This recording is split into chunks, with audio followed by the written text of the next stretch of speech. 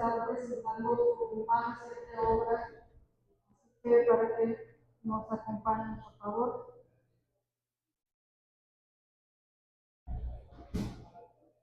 Ritual en la Cañada es el libro que vamos a estar platicando con él, Paul R. Vizcaíno.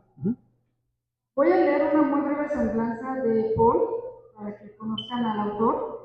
Él es un escritor de género de terror nacido en la ciudad de Salamanca, Guanajuato, en 1986. Su faceta de escritor inicia en 2019 con la novela corta Sucesos, cuando las energías nos eligen.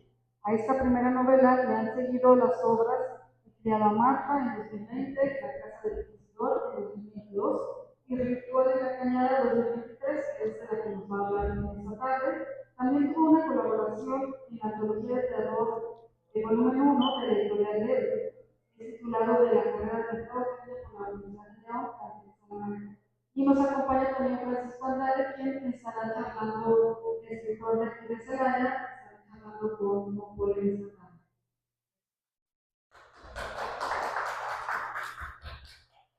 Muchas gracias, Macaria. Muchas gracias, Paul. Es un placer. No, al contrario, estoy agradecido por la oportunidad, por el espacio. Y también agradecemos al público que nos acompaña el día de hoy. Y pues bueno, iniciando con esta charla, pues ¿cómo te inicias tú? ¿Cómo son tus inicios como escritor? Estudiando, tienes la carrera de mercadólogo, y sin embargo como que hay esa vena literaria. ¿De dónde nace? ¿Cómo se fue alimentando? Y pues sí, ¿cómo ha sido tu trayectoria hasta el día de hoy? Fíjate que hay una historia muy chistosa. Yo recuerdo cuando terminé la carrera de preparatoria, iba a ingresar a la universidad, yo ya estaba influenciado por todos estos libros de los abuelos. Leían mucho, de hecho la casa del abuelo estaba pues, repleta de libros y yo leía y dije, yo quiero escribir. Y terminando la preparatoria, yo quería estudiar la carrera de literatura. Pero bueno, también soy la primera generación, híjole, toda descalabrar. Soy la primera generación que tuvo acceso a estudios superiores. Entonces como que no tuve como alguien que me diga vete por aquí o escoge este camino. Voy a una universidad pensando yo, bueno, mira, en esta pues mente en ese tiempo un poquito absurda, digo, bueno, pero si estudio literatura, ¿de qué voy a trabajar? ¿Verdad? Entonces digo, ¿sabes qué? Bueno, voy a estudiar mercadotecnia porque pues también de los negocios me llamaba la atención. Voy a la universidad, presento esta como prueba de ubicación y en la prueba sale, ¿sabes qué? Es que tú debes de estudiar literatura. Y no le hice caso. Dije yo, no, pues voy a estudiar mejor mercadotecnia. Entonces, el interés por escribir creo que siempre he estado presente. Simplemente tomé un camino diferente, pero a la par seguí leyendo, seguí tratando yo de aprender por mi cuenta y a la vez estudiando una carrera que pues en ese entonces yo elegí porque yo pensé que económicamente me iba a ir un poquito mejor.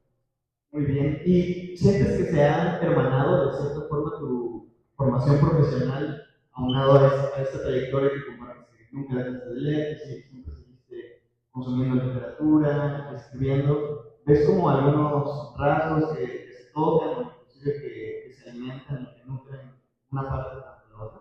Sí, claro que sí, y está todo en la fase creativa. Por ejemplo, en mercadotecnia desarrollamos mucho esto de la creatividad y dentro de la escritura yo como me desenvuelvo más en esta faceta de lo que es, se puede decir ciencia ficción. Entonces la creatividad tiene que estar muy ágil. Tengo un pensamiento que va no sé, o a veces siento que no encajo con las personas porque ustedes me ven normal, pero por dentro traigo mil ideas que para qué se las cuento. Muy bien. Y bueno, ya adentrándonos en la obra que nos presentas el día de hoy. Creo que tiene el título La Cañada y me remonto a lo que nos platicabas antes, que tú empezaste leyendo pues con la biblioteca de los abuelos. Hay como, respetas esta tradición, hay un poco de estas leyendas o de historias con las que creciste, que te formaron, que te llevaran a escribir esto de Cañada, o en realidad nada más es tu formación y esto es completamente independiente. No, sí, definitivamente tiene algo que ver la familia, las leyendas, las historias. Y mira, fíjate, Ritual en la Cañada es un libro que surgió muy, pues sin quererlo se puede decir. En primer lugar, la cañada existe, el lugar existe. Muchos de los que me han leído saben que yo me enfoco en inmuebles antiguos y de ahí desarrollo ideas. Entonces la cañada existe. La cañada se llama Cañada de Ortega, queda al norte de Salamanca. Es una ex hacienda que quedaba por lo que llamaban el Camino Real, ¿verdad? Sufrió la independencia, fue saqueada, después con la revolución también. Tuvo muchos años abandonada. Recientemente, apenas tiene 5 años, que la quieren rescatar como atractivo turístico, ¿verdad? Entonces, ¿cómo nace Ritual en la Cañada? Yo creo que soy uno de los, a lo mejor muchos de aquí también perdimos familiares, y no se diga durante la pandemia, ¿verdad? Entonces, dentro de mi familia hubo muchas pérdidas muy significativas. Y yo un día dije, me gustaría que estuvieran aquí. Si yo tuviera el poder, y de ahí empezó a nacer la idea, oye, y si existe algo que pudiera traer a tu ser del otro lado, ¿lo harías? Y yo inmediatamente dije, sí, o sea, sin dudarlo, yo traería a mi ser querido porque yo quiero volver a abrazarlo, quiero volver a verlo.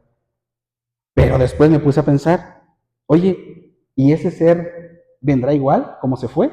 ¿Por qué? Porque dentro de todas estas historias o dentro de todas estas culturas, después de la muerte existen muchas cosas, ¿verdad? Dentro de la cultura mexica, pues está el Mictlán y todo lo que, los ríos que tú pasas, a lo mejor dentro de la religión católica, no sé, si fuiste pecador vas al infierno, si te portaste bien vas al cielo, ¿verdad? Pero existe como esa de saber, de que no sabes qué pasó con su alma. Esa es una. Y la otra es que no sabes tú cómo vas a actuar ya ante la persona que está. Entonces, ahí empezó a nacer la idea de esto que nosotros llamamos reencarnación. Dije yo, bueno, ¿y qué pasa si los traemos? Esa es una. La otra, como te cuento, está el inmueble, que es el Cañada de Ortega. Y la otra que pasó una cosa muy curiosa es que yo cuando estaba pensando en esta idea, leyendo los datos históricos, me encontré con un manuscrito mexica que ahorita actualmente está en Francia. Pero, ¿qué sucede? No se ha descifrado completamente, pero la parte que ellos le llaman de ritos es la parte que falta. Y dije yo, bueno, oye, ¿y qué tal si en esa parte de ritos existiera un rito en el cual tú pudieras traer a la persona de la muerte? Y ahí es donde empiezo yo a crear esta historia, que yo la baso en los años 90, pero de ahí nace la historia Ritual en la Cañada. Está muy interesante todo lo que Ritual en la Cañada pone sobre la mesa. Me gustaría que fuéramos nosotros uno por uno. Pero antes me gustaría que compartieras con nuestra audiencia de qué va la novela, de qué trata, y de ahí nos regresamos porque ya pusiste varias cosas muy interesantes.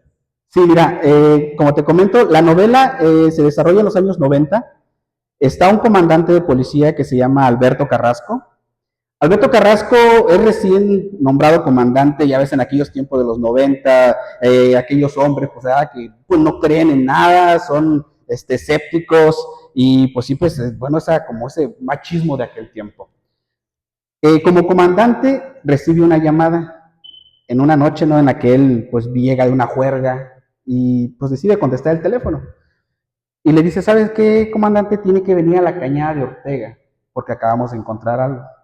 Y el enfadado dice, ¿sabes qué? No, es mi hora de descanso, les he dicho que no me marquen, menos a mi porque bueno, en ese entonces pues era teléfono fijo, menos aquí en mi casa, no me marquen. No, ¿sabe qué? Tiene que ver esto. Entonces el comandante Carrasco sale de su casa, sale manejando. Cañada de Ortega queda, como te comento, al norte, tienes que atravesar 2 rancherías. En esas rancherías hay también muchos vestigios muy, muy interesantes. Entonces, él hace esta travesía y haciendo esa travesía, él va pensando, ¿verdad? Todavía, pues, ¿a qué voy? ¿Por qué hasta acá? ¿Qué está pasando? Cuando llega a Cañada de Ortega, no sabe muy bien por dónde irse. Está su compañero policía que le dice, ¿sabes qué? Está para acá. Y le dice, oye, ¿estás preparado? Y él dice, ¿para qué? Entonces entran y de frente está una capilla y al lado está otra capilla más pequeña. Está completamente oscuro, solamente están iluminando con sus lámparas y lo primero que ve lo deja sin habla. Sobre el altar de piedra donde regularmente se ofrecen las misas, está el cuerpo de una mujer. A simple vista, él dice, bueno, pues son como los cadáveres que yo he visto, ¿verdad? La mujer está completamente desnuda, pero conforme se va acercando, se va dando cuenta de ciertas peculiaridades. Una de ellas es que la mujer tiene el pecho floreado, completamente abierto. Entonces ahí es donde él empieza a decir, oye, esto no es normal. Al dar otro paso hacia adelante, se da cuenta que hay hilos de sangre. Acercándose más, se da cuenta de que en un lado de la mesa de piedra está una olla de barro. Y a un lado de la olla de barro está un cuchillo de pedernal. Y eso no es lo más macabro. Dibujado sobre la piedra está un ser, que no sé, él nada más lo ve como un garabato al principio, pero las primeras palabras que él se le vienen a la mente dice, esto es un ritual. Y de ahí empiezan a hacer la historia de que Carrasco, en su papel de policía, tiene que investigar primero el crimen, ¿verdad? Porque él ya vio lo que vio y dice, bueno, este es un loco que lo hizo, ahora quiero saber quién lo hizo, tengo que atrapar a la persona que lo hizo porque esta ciudad es muy calmada, nunca pasa nada, y decir, o que los medios empiecen a decir que anda un loco por ahí, sacándole el corazón a las personas, pues no está bien. Entonces empieza a investigar, pero siempre con esta objetividad de decir, vamos a ver quién es el criminal. Pero conforme va investigando, van saliendo ciertas cosas que empiezan a cambiar su forma de pensar. Es testigo de cosas que no tienen explicación. Y entonces todas estas circunstancias lo llevan a que él mismo cree o lleve a cabo estos actos atroces, pero hay un porqué de fondo. Eso habrá que leer para... Que es ahí para que lo lean, sí, sí, sí. Fíjate que yo cuando escribo lo que trato es de que desde el principio te atrape hasta el final. Siempre hay como que lees unas hojas y sale algo nuevo. Y luego quiero saber por qué esto. Y vuelves a leer, te resuelven lo que está anteriormente, pero sigue algo nuevo. Eso es lo que yo trato de hacer en cada uno de mis libros. Muy interesante. Ahorita vamos a hablar un poco precisamente de eso de las formas, pero regresándonos, me llama mucho la atención este proceso de investigación que nos comentabas, que tiene mucho que ver con la mitología, con los ancestros del lugar. Entonces, quería preguntarte, ¿cómo fue tu proceso de investigación? ¿Cómo mencionaste ubicaciones muy puntuales? ¿Cómo te apoyas precisamente de los espacios físicos, de los textos, o cómo fue el proceso para ir nutriendo y alimentando, sobre todo esto que planteas, que tenga cierta concordancia y que el lector tenga verosimilitud al leer, a pesar de que hay un pensamiento mágico, que es lo que vamos a ir descubriendo? ¿Cómo entrelazas o cómo te apoyaste tú en la realidad? ¿Por qué lo pusiste en los 90? O sea, estos elementos que quizás son palpables de la realidad, ¿cómo los fuiste entretejiendo? ¿Por qué te apoyaste y tomaste las decisiones de usar esto? Creo que todo va de la mano de las cosas como que van llegando a mi mente o las cosas que yo voy entendiendo de las personas que me rodean. Por ejemplo, ¿por qué en los años 90? Porque hay un hecho muy curioso dentro del libro, que espero que lo lean, que a mí me recordó mi niñez, que fue donde yo creo que donde empezó todo. Entonces, como que quise representar toda esa magia que yo vi en mi niñez y plasmarla en mi libro. ¿Por qué? Porque en ese entonces, pues nosotros tanto creíamos en brujas, en duendes, ¿no? Pues incluso creíamos en los Reyes Magos. Y quise plasmar toda esa magia. Por eso se pone en los 90. Ahora, de los lugares o de los datos históricos, bueno, yo conozco algunas personas, de hecho mañana va a estar un amigo mío presentando un libro a las 10. Este grupo de personas que estamos interesados por rescatar lugares históricos de Salamanca, a veces nos reunimos y como convivimos, platicamos nuestras historias, a veces yo les comento, mira, estoy desarrollando esta idea, y no falta quien, muchas veces no dentro de ese círculo, sino exteriormente, me dice, oye, ¿y tú nunca supiste de esto?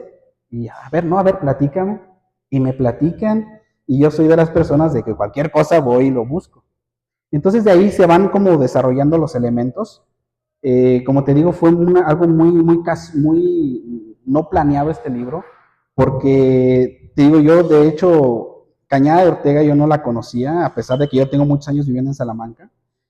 Y un día el municipio hizo un viaje, dije, pues voy a ir. Y créeme que quedé tan asombrado por cómo estaba, que dije, este es el escenario perfecto de la idea que yo ya traigo.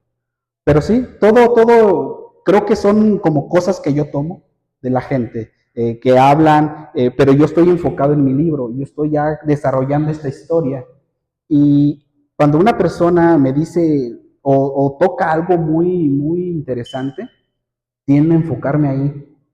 Y eso después trato de plasmarlo en la historia. Es cierto, o sea, yo en mis libros, por ejemplo, lo que trato de hacer es que, por ejemplo, en mi historia de terror, los demonios de los que yo hablo son demonios que sí existieron o que al menos nuestros antepasados creyeron en ellos. Y ahí están.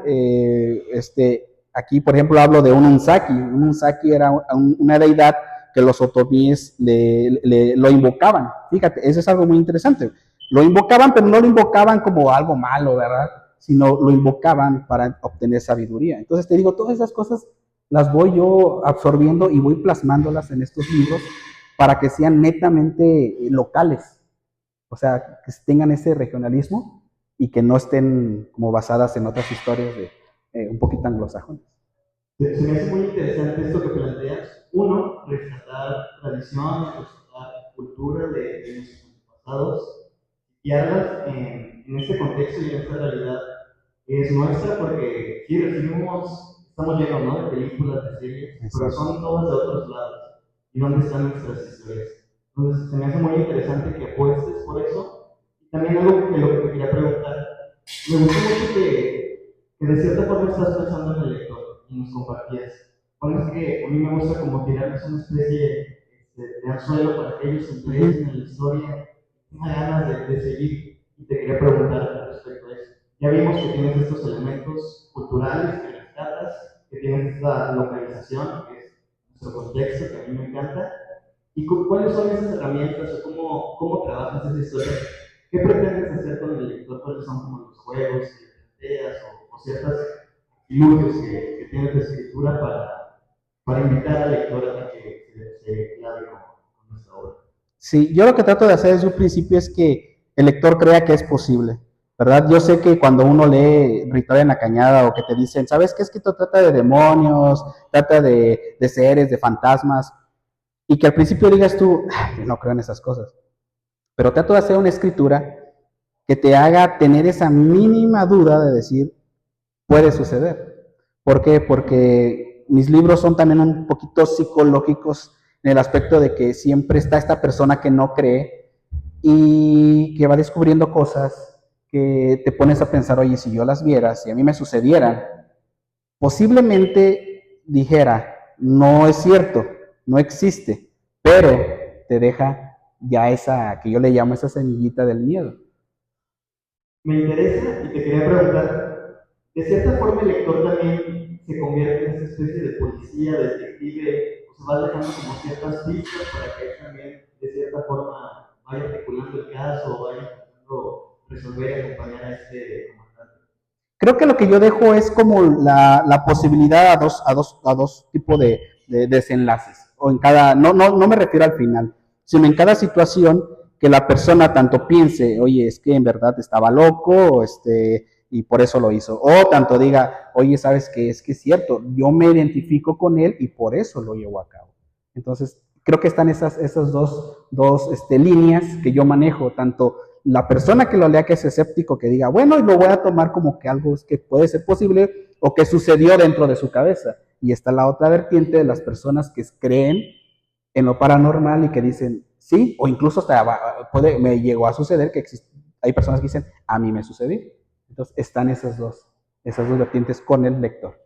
Me gusta y creo que este libro te da la oportunidad al lector de algo que las series y las películas no te dan muchas veces, ¿no? Que tú también juegues, que tú resuelvas, que al final tú decidas, o sea, le da cierto protagonismo al lector, que otro tipo de contenidos no te da, y creo que es algo mágico de los libros. Creo que para eso se ocupa ocupa mucha pericia y en ese sentido te quería preguntar, en comparación con tus otros trabajos, ¿experimentas cosas nuevas con esta novela? ¿Ocupa recursos diferentes? ¿O cuál es la evolución de otras obras que has trabajado en comparación con este material más nuevo? Sí, creo que la evolución está en la narrativa. Me lo han dicho las personas, sabes que en este se siente una evolución un poquito más de tu vertiente como escritor y de la esencia que tú quieres manejar, tu sello, se podría decir. En este se siente ya más tu sello de qué es lo que te diferencia de las demás obras. Creo que eso es lo que en este libro se plasma un poquito más. Eh, Creo que todos los elementos son similares al anterior que fue La Casa del Inquisidor. Lo que varía un poquito es el aspecto que tú dices, como de misterio. Creo que introduzco aquí más misterio, en donde la gente, como yo no me había puesto a pensar hasta que tú lo dijiste, de que la gente dice, oye, pero como queriendo resolver el caso, ahora quiero investigar en este lado y por qué esto no lo hizo. Creo que eso encaja en este libro, que en el anterior no hubo oportunidad. Muy bien. Y precisamente de esa trayectoria, ¿cómo te nutres tú? ¿Cuáles son tus referentes para ir como llenando este imaginario, este universo? ¿Quién te ha nutrido? ¿Qué escritores te han servido como para ir creando? Bueno, escritores, soy muy malo para recordar nombres, pero últimamente he estado adquiriendo muchos libros de escritores locales. Por aquí ustedes tienen uno que es Córvido Ramírez, amigazo, su forma de escribir, su tipo de narrativa, creo que te ayudan. Y es que eso es cierto. El escritor, aunque uno a veces son trabajos de año, año y medio, hay lapsos en los que tú adquieres libros y estás leyendo. O sea, por ejemplo, no es cierto eso, o muchos creen que, mientras escribo no voy a leer porque a lo mejor va a influenciar lo que estoy escribiendo actualmente.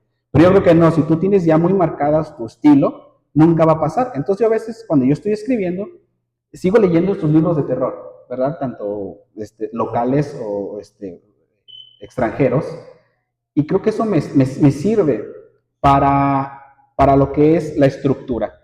Pero para lo que son de las historias o lo que es en sí, de lo que va a hablar el libro, creo que, híjole, México, pues su nombre es México Mágico. Existen infinidad de leyendas, infinidad de historias que si uno se pone a escucharlas, dices, wow, o sea, de aquí cuánto no puedo hacer.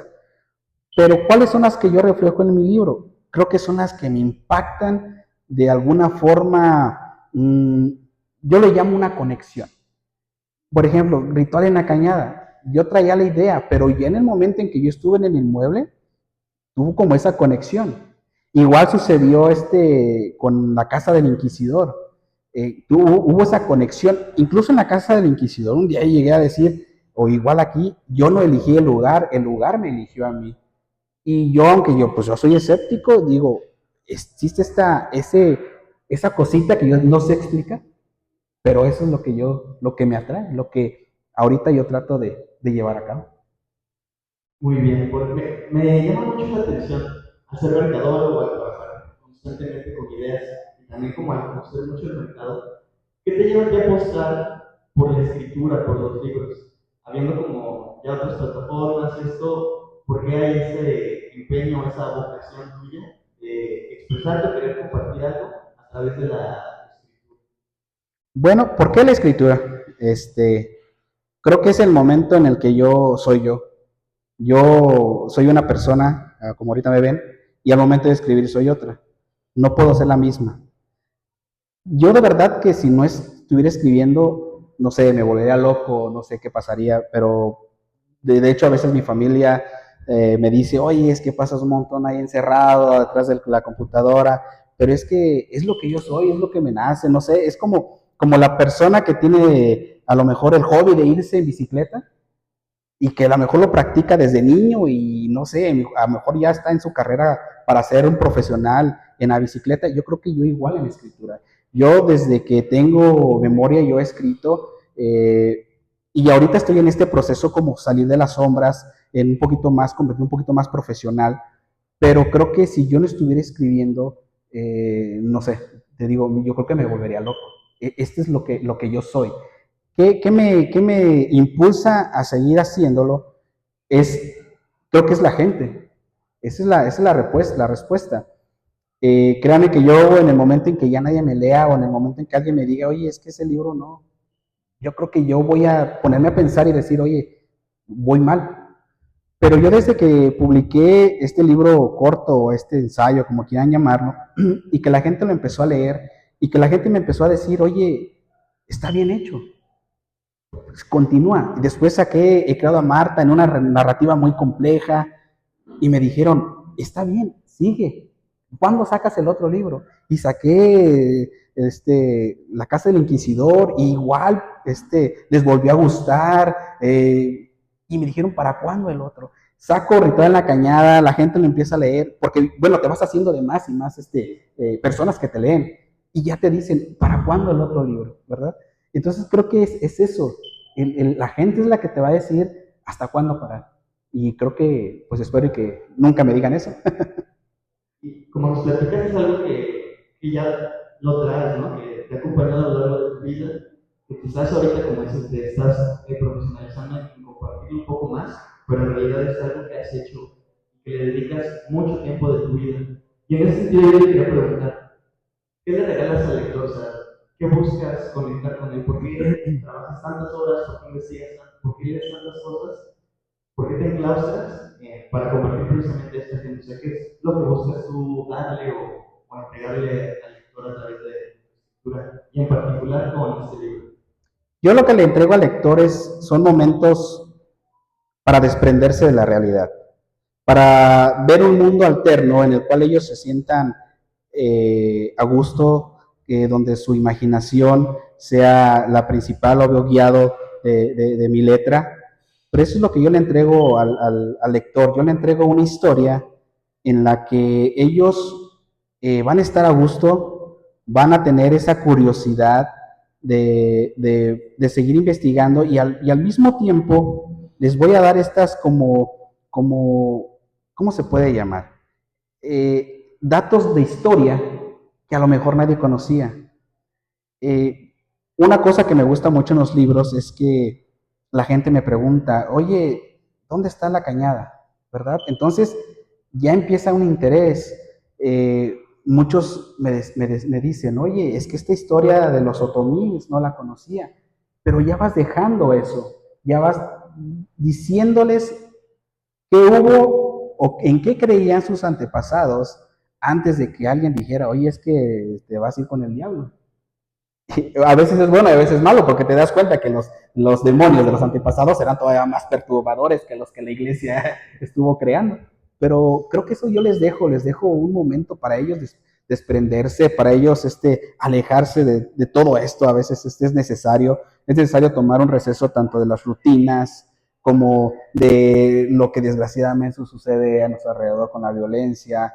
Eso es lo que yo les ofrezco. Un momento en el que ellos van a disfrutar, van a imaginar y van a tener esta pasión por la lectura, porque eso es algo muy importante. Es un compromiso el que yo tengo, ¿por qué? Porque mira, a veces cuando yo voy a presentar mis libros a escuelas, hay muchas personas o jovencitos que apenas es el primer libro que van a leer, pero les interesa. ¿Y qué compromiso tengo yo? De que este libro no lo va a decepcionar, porque si este libro lo decepciona, el joven que apenas está empezando a leer va a decir, ya no quiero leer. Entonces, eso es lo que yo trato de darles, de que sepan que la lectura es divertida, es entretenida y pues contiene historia. Muy bien. Y la gente que es local encontrará algunos lugares conocidos, la gente que es de fuera no necesitará conocer el lugar para poder vivir, sentirse en el lugar. El lector va a encontrar o se va a identificar con algunos personajes, más o menos que se va a encontrar el lector en este. Sí, definitivamente no es necesario viajar a Salamanca, igual pues si quieren, ¿verdad? Pueden visitar el lugar. pero no es necesario conocer el lugar. De hecho, sí nombro algunos lugares, pero no específicamente dónde se encuentra. Pero yo trato de describir los lugares lo más exactos posible, sin tratar de hacerlo aburrido. Entonces la gente va a identificar o va a imaginarse el lugar sin necesidad de viajar a Salamanca. Ahora, yo creo que estamos rodeados de tantos inmuebles antiguos que vas a saber inmediatamente identificar algún figurín o identificar alguna estructura o algún material, ¿verdad? Pero no va a ser necesario viajar a Salamanca. Eh, yo trato de describir el lugar lo más exacto posible, trato que la gente sepa o esté adentro en el momento que suceden las cosas. Muy bien. Y hablando un poco más de la trama, ¿con qué personajes nos vamos a encontrar? ¿Vamos a conocer personajes envidiosos? ¿Nos vamos a enamorar? ¿Nos vamos a aterrar? ¿Qué es esa estructura y qué se trama más o menos en el libro? ¿Con qué tipo de personajes vamos a estar lidiando? Sí, pues mira, de entrada te vas a encontrar con Carrasco. Carrasco, como te digo, pues es este personaje pues que es duro, es escéptico y dice, ¿sabes qué? Se tiene que hacer como yo lo diga. De ahí no hay más. Entonces esta persona dura que no se doblega ante nada. Las circunstancias lo hacen doblegarse. Está también un estudioso que es como el vínculo, y es ahí donde yo trato de anclar lo lógico o lo que es verdadero con lo que ya después desarrolla la historia. También se van a encontrar con personajes poquito místicos en el aspecto que nosotros nos hemos creado, como no sé si tú llegas a escuchar los húngaros. En los 90 hubo una caravana muy, muy grande que cruzó el Bajío. No sé si muchos de ustedes se acuerdan que les decían, no te vayas porque te van a robar las húngaras. Te leían la mano. Entonces existe un personaje por ahí de esta región. Y también hay chamanes, como te comento, también hay demonios de nuestros antepasados. Y creo que esos son los personajes más importantes que tiene la novela. Sumamente interesante, Paul. Y me gustó mucho el compromiso que planteabas con el lector y que también te platicas que has podido compartir tu trabajo con jóvenes, con escuelas. Y te quería preguntar para las personas que nos están acompañando, ¿para qué edad, desde qué edad pueden empezar a leer este libro? Si quieren llevar el regalo a alguien, ¿qué edades podrían empezar a leer? Pues mira, yo no existe, realmente no tengo nada sexual adentro del libro, pero yo dentro de este compromiso moral sí lo pongo después de 18. A mí me han leído, te comento, personas incluso desde 12 años que lo han entendido perfectamente sin malinterpretarlo, ¿verdad? Y les ha encantado. Pero yo creo que ya para tener una lectura buena, yo creo que desde los 14 que un adulto esté presente por si tiene algunas dudas, pero sin problemas de 18 para arriba. Entiendo y nos platicabas que son procesos muy largos, que un libro pues uno lo ve y a lo mejor hasta lo lee, depende de la narración, como muy rápido, pero me gustaría que nos compartieras con las personas que nos acompañan cómo es tu proceso, cuáles son tus tiempos, si trabajas tú solo, si tienes lectores que también te van nutriendo o apoyando la historia. ¿Cómo fue en particular el proceso y el trabajo? Este libro yo tardé en escribirlo creo que alrededor de unos 8 meses, creo, 8 meses. Mi forma yo de hacer este proceso es que yo con mi esposa le digo, oye, tengo esta idea, ¿cómo ves? Y me dice, oye, suena bien. Y ya de ahí empiezo. Cuando termino siempre de escribir cualquier cosa, la primera persona que lo lee es mi esposa. Y es la que me dice, oye, sí, está bien. Hay momentos, sí me ha dicho algunos trabajos, oye, está medio fumado, ¿verdad? No. Pero hay unos que, por ejemplo, cuando yo cuando yo saco el libro, me dice, oye, ¿sabes qué? Es que se tienes que sacarlo. Entonces, el siguiente proceso es que la autorización de mi esposa, y si hay algo que modificarlo, me lo vuelve a regresar, ya sea que le agrego, le quito, y después ya termina este proceso. Ya después sigue lo de todo esto, este lío de darle forma y todo al libro, ¿verdad? Pero más o menos es un proceso de un mes, en específico lo que tardó Ritual en la Cañada. Yo empecé a escribir en el 2022 y ya se publicó en julio del 2023, ya casi se va a cumplir un año. Pero sí es como un año, meses, lo que me tardé. Un proceso muy interesante. Y bueno, también porque como en este contexto donde ya como que estamos muy enfocados en este método científico, de tener las cosas palpables, de si no hay respaldo o de perder cierto pensamiento mágico que pues también es parte de nuestra tradición. En ese sentido, ¿por qué apuestas tú por ese tipo de historias, por el terror? ¿Por qué te llama la atención en particular este género y desde ahí decides tú compartir y articular tus historias? Sí, ¿por qué el terror? Siempre me han dicho, oye, ¿por qué el terror? ¿Por qué no escribes otra cosa? Fíjate que yo me identifico con el género. ¿Por qué? Porque creo que ambos somos discriminados. El género del terror, yo en primera sabía que es un género que no tiene mucha oportunidad en premios literarios. Y en segundo lugar, creo que está muy de la mano con todas estas leyendas con las que yo me crié, ¿verdad? Tanto las leyendas de mi abuela, tanto leyendas de mi mamá, y eso tiene como me encaminaron a este camino. A mí me gusta el género de terror porque es algo oscuro, algo en el que nadie se pone a pensar de la forma en que yo lo pienso. Mi forma de pensar es que el miedo es tan necesario como el amor. ¿Por qué? Porque el miedo es en el momento en que todos tus sentidos se van a poner alerta. Si tú educas a tus sentidos a estar siempre alerta, cuando la verdadera situación caótica suceda, no vas a actuar de una forma desordenada, sino que vas a saber cómo actuar. Entonces yo creo que el miedo es tan necesario como el amor.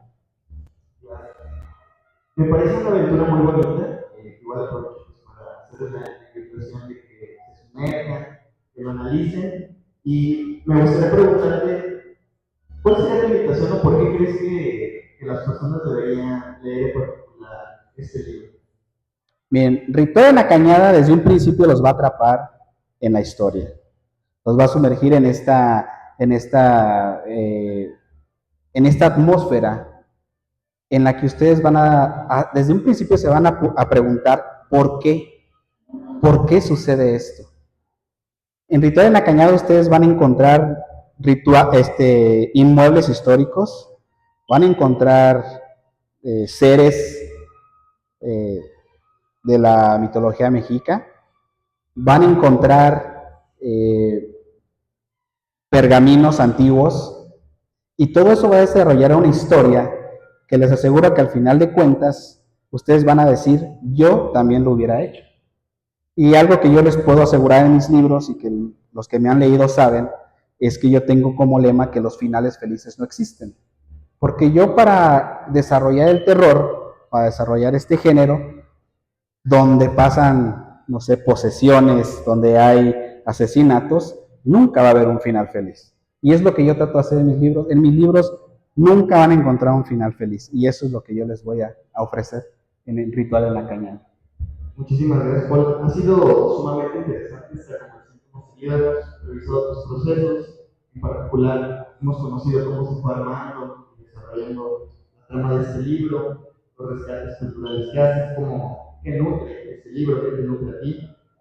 No sé si hay algún tema que te gustaría tocar, compartir, aprovechando al público, antes de también cederles la palabra por si hay una pregunta o comentario.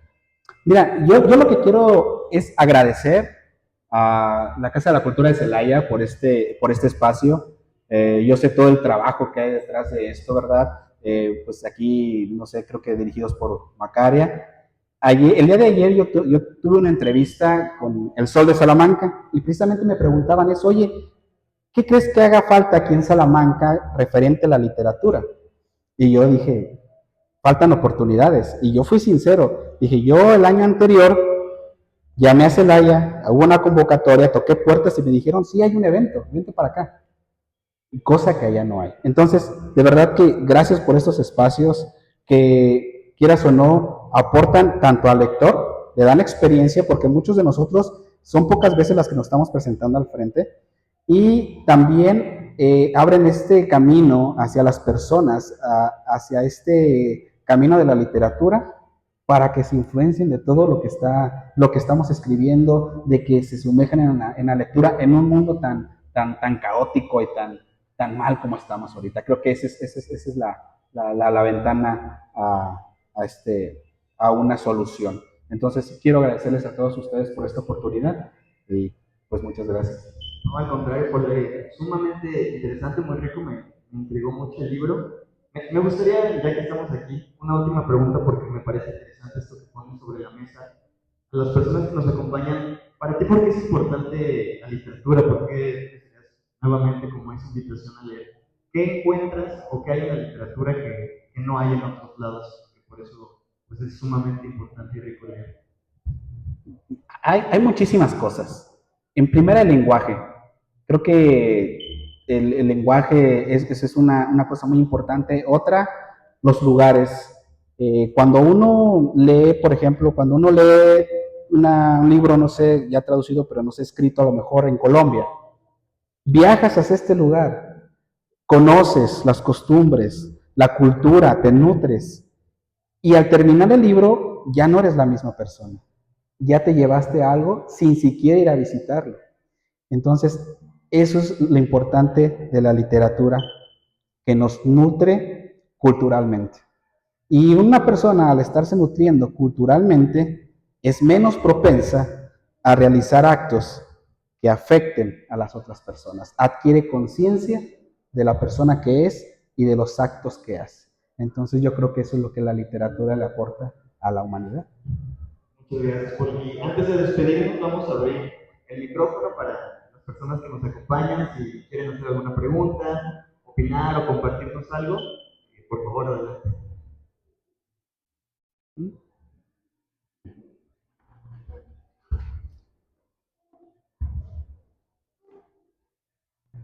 Buenas tardes.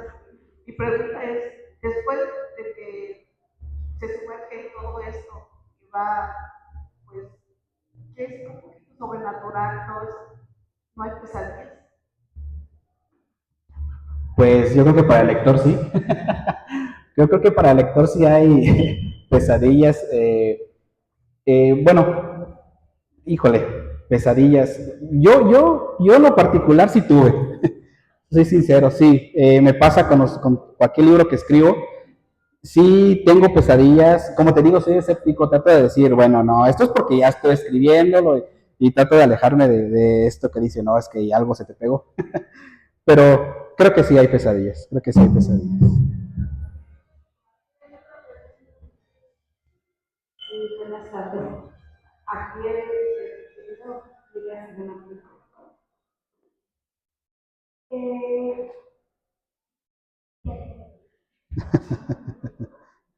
No, entonces, pensar en pesadillas, pensar en el libro. Sí, gracias.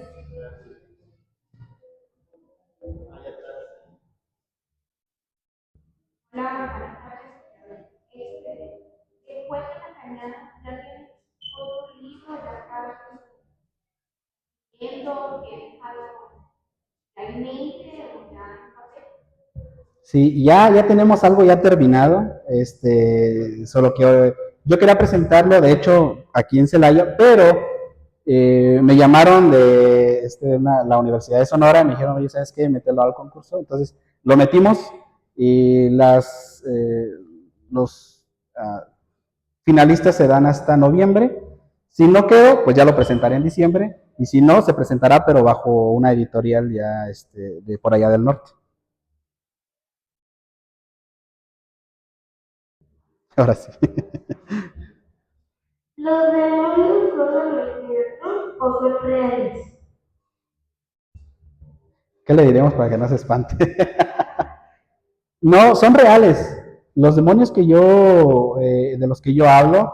Y bueno, y nosotros, yo ahorita para que un poquito se entienda, les llamo demonios. Pero realmente se les llama seres. Y sí son verdaderos. Esto, les voy a platicar un poquito. El Unsaki Como les comentaba, era un demonio en el que creían los otomís. ¿Qué hacían ellos? El Onsaki lo dibujaban en las sábanas de las personas que estaban enfermas. Entonces ellos creían que el demonio bajaba, poseía a la persona, pero lejos de que ellos quisieran como exorcizarlo, platicaban con el demonio. Entonces trataban de llegar a un acuerdo para que el demonio, cuando se regresara a su lugar, se llevara la enfermedad del que estaba en cama. Entonces, con ese propósito se invocaba al Misaki, para que cuando estuviera un enfermo, poseyera el cuerpo y al final se llevara la enfermedad. Pero, ¿qué pasaba si tú no convencías al Misaki? Pues se llevaba el alma del que estaba enfermo. Uh-huh.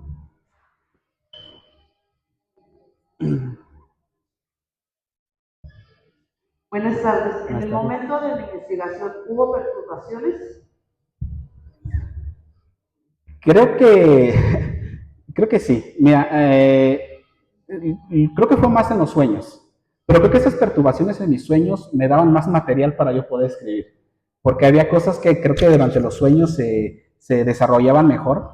Y aún así es difícil escribirlo, ¿verdad? Cuando tú sueñas algo es difícil plasmarlo y que te causa el mismo miedo al escribirlo que cuando tú lo soñaste.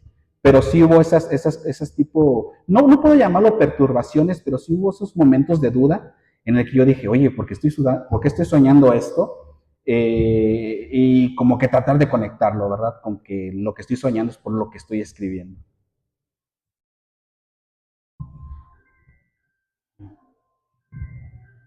¿Nadie más tiene alguna pregunta? Entonces le entregaríamos al gobierno municipal a través del Instituto de Arte y Cultura de Celaya, otorga el presente reconocimiento a Paul R. Vizcaíno por su destacada participación en la Feria Nacional del Libro de Celaya 2024 con la presentación de su libro Ritual en la Cañada, llevado a cabo en Casa de la Muchas gracias.